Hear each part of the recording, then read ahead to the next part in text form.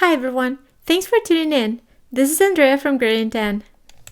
In this video, we set up and train a classification neural net using the iris database downloaded from UCI Machine Learning repository. The link is in the description box below.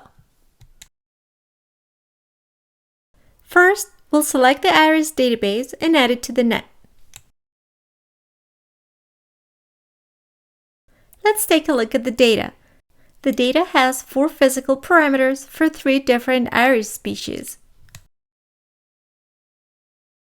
We're ready to design our neural net. In the toolbar, we select Net Module and click out on the drawing board. This brings up the net configuration dialog box.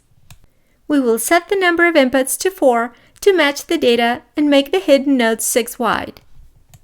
By default, there are already 2 layers and the outputs are set to 3. We can change the activation function and other alerting parameters, but we will leave them as is for now. When we click OK, we get a net that we can place where we like on the drawing area. Next, we connect our input nodes to the data source. For our 4 nodes, we select sepal length, sepal width,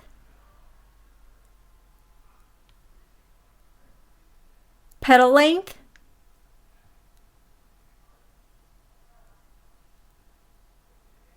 and petal width.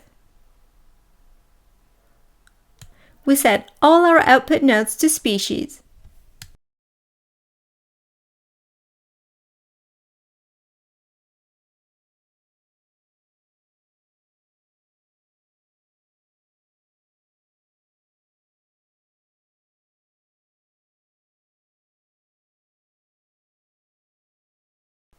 Now we bring out the pre-process dialog box and we normalize all 4 input processing nodes.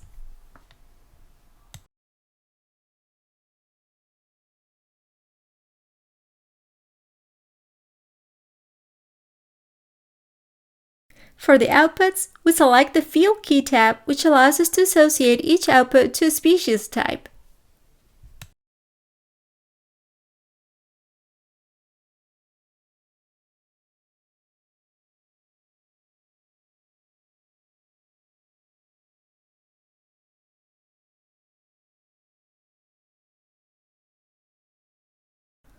We click on Nodes to enable their selection. Next, we select the hidden nodes and verify that they're set to sigmoid.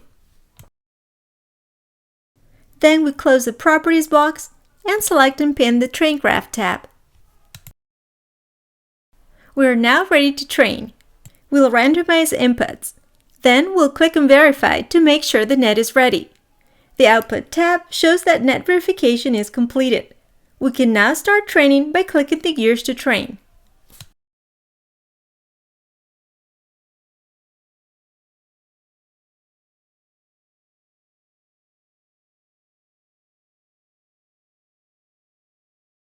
After running for about a minute, we can stop training and open the output datasheet to view net performance compared to target data.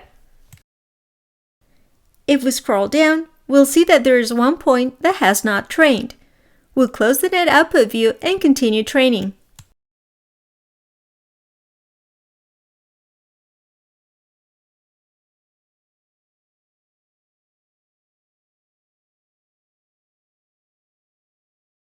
After training for about 8 minutes, we see that there is a step function in training and the RMS error has dropped to 0.0025.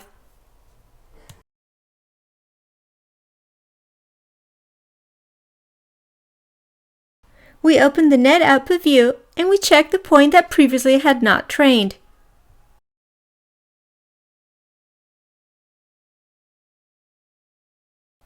It now looks good.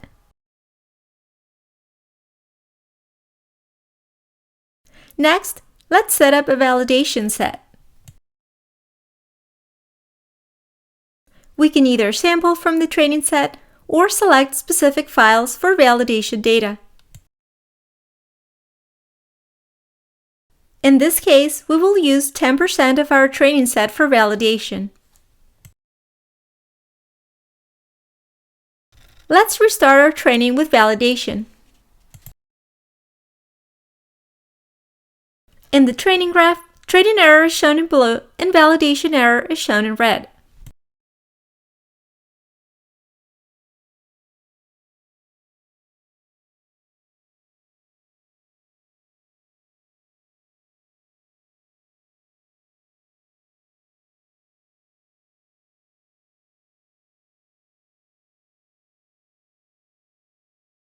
After about a minute, we stop training and look at the output data. If we scroll down, we can see that the same point that didn't train before has not yet trained.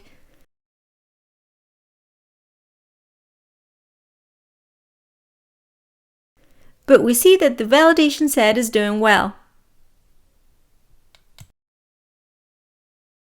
We'll close the net output view and continue training.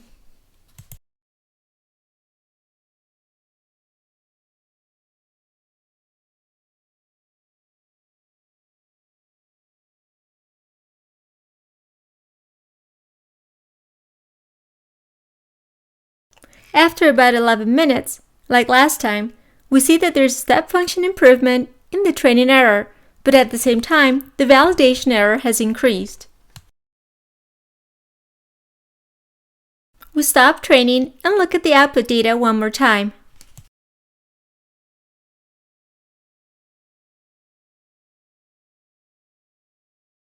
The point that hadn't trained after a minute now matches the data, but when we look at the validation data, we see one point that no longer matches. We'll now attempt to design a net that can learn the training data and predict validation data accurately.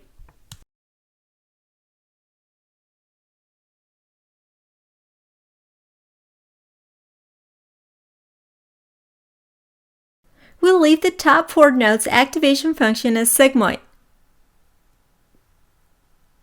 Next, we select the middle 4 nodes and set their activation function as rel_u. And finally, we'll set the bottom 4 nodes activation function to Shockley.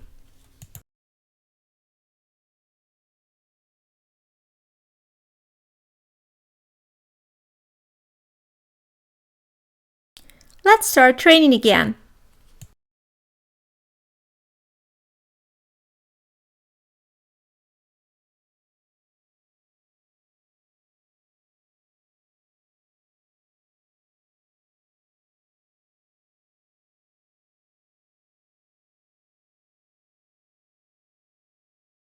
After training for about 20 seconds, we can see that the net is again not predicting the same point that was a problem previously.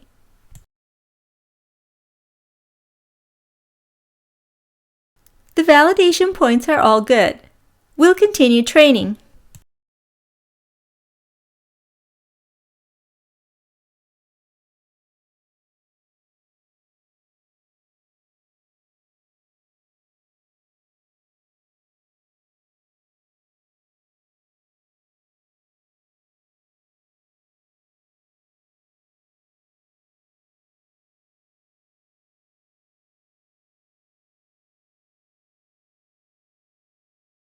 After about 3 minutes, we can see that, as before, there's step function improvement in training performance, but this time we haven't lost validation accuracy.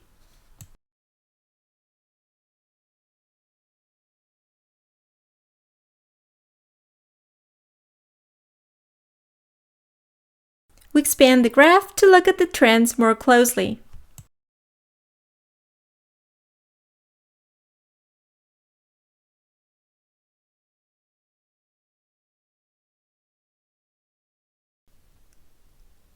If we look at the point that wasn't learning, we see that it has trained well this time.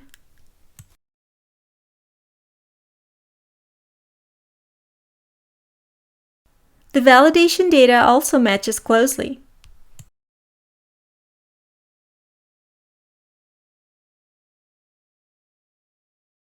By tailoring our net, we were able to improve training performance without losing validation performance.